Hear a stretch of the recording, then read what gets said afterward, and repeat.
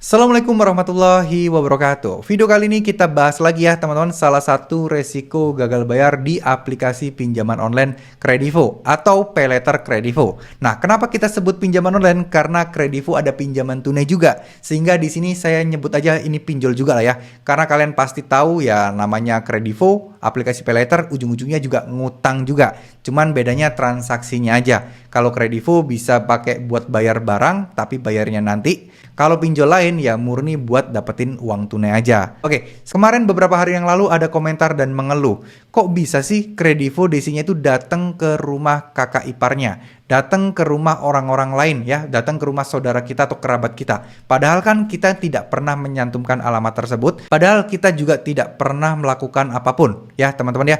Jadi ceritanya mungkin ini hanya dugaan ya, bisa jadi benar, bisa jadi enggak. Kenapa? Karena ya kita tidak pernah tahu ya dari mana oknum DC Kredivo tersebut mengunjungi saudara atau kerabat jauh kita padahal tidak didaftarkan kontak darurat, padahal juga tidak didaftarkan alamatnya di aplikasi saat pengajuan. Jadi ceritanya DC Kredivo mendatangi kakak ipar, kalau nggak salah ya kakak iparnya, lalu ditanyakan nih, apakah keberadaan kita di mana, belum bayar utang dan lain sebagainya. Nah, ini penting banget buat teman-teman ketahui biar teman-teman bisa menghadapinya. Jadi, teman-teman infokan misal ada kejadian kayak gitu biar untuk antisipasi ya. Jangan diterima masuk, jangan diizinkan masuk atau abaikan saja, mau dia namu kayak enggak kayak, karena itu bukan urusannya.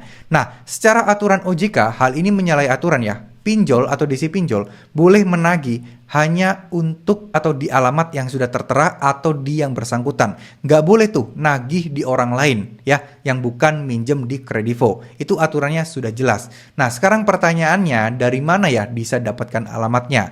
Beliau yang bercerita ini bisa jadi beliau pernah bertransaksi kayak katanya di Tokopedia yang dikirimkan ke alamat saudaranya itu. Nah, bisa kemungkinan mendapatkan data seperti itu. Cuman datanya dapat dari mana kita tidak pernah tahu. Atau mungkin siapa tahu beliau pernah lupa ketika WA-WAan sama DC, terus kemudian menyebutkan alamatnya di mana. Kan aneh banget sih kalau misalnya Kredivo mendapatkan data dari Tokopedia, itu sebenarnya juga nggak boleh ya, meskipun transaksi pembayarannya menggunakan Kredivo. Tapi ya kita nggak pernah tahu data apa yang diberikan Tokopedia kepada Kredivo sebagai alat pembayaran. Apakah ada invoice transaksi kah? Ataukah ada bukti-bukti transaksi yang lain? Mungkin masuk akal sih kalau invoice. Karena kan mungkin Kredivo perlu tahu aplikasi mereka ini dipakai alat pembayaran untuk apa. Ya, untuk produk apa. Saya rasa tahu sih. Kenapa? Karena kan kita pasti tahu. Kalau kalian pernah menggunakan aplikasi Kredivo ketika kalian beli emas atau beli voucher, itu biasanya ditolak nih saat pembayaran. Jadi dengan kata lain harusnya ya, kayak saya juga nggak tahu, ini diduga apakah Kredivo tahu ketika kita mau membayar sesuatu, beli sesuatu, maka aplikasi tersebut Tokopedia menginfokan kepada Kredivo akan dipakai untuk beli barang ini loh. Ya bisa jadi karena kan ada aturan-aturan untuk dilarang beli emas, dilarang juga beli voucher digital, dilarang untuk beli saldo dana atau lain sebagainya. Nah itu Kredivo nolak nih ketika pembayaran. Artinya berarti kan tahu nih Kredivo bahwa alat-alat pembayaran tersebut tidak boleh atau mungkin barang yang dibeli tidak bisa dicairkan atau mungkin tidak bisa disetujui untuk pembayarannya. Bisa jadi dari situ mereka mendapat atau menggali informasinya ya, secara nggak langsung dan secara nggak sengaja tentunya.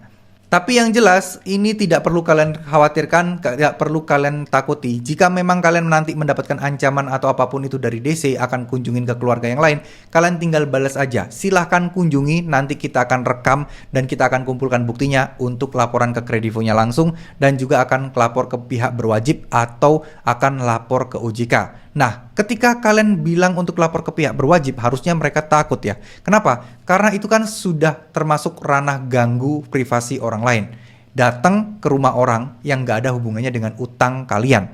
Ya, itu bisa dipidanakan teman-teman. Jadi semoga kalian mendengar ini bisa memberikan atau mendapatkan solusi ketika kalian mendapati perlakuan-perlakuan DC. Nggak cuma di Kredivo aja, tapi bisa juga di semua aplikasi pinjaman online. Jadi intinya untuk DC-DC yang nakal seperti ini, itu bukan perintah dari Kredivo, tapi inisiatif dari oknum-oknum DC yang memang ya menghalalkan segala cara agar kalian bisa membayar utang kalian dan omset dia, target dia bisa tercapai teman-teman. Ya, jadi ya dengan orang-orang seperti ini, dengan oknum-oknum seperti ini, kita nggak boleh takut, kita harus berani untuk menghadapi mereka. Ya, terima kasih. Mohon maaf jika ada salah-salah kata. Wassalamualaikum warahmatullahi wabarakatuh.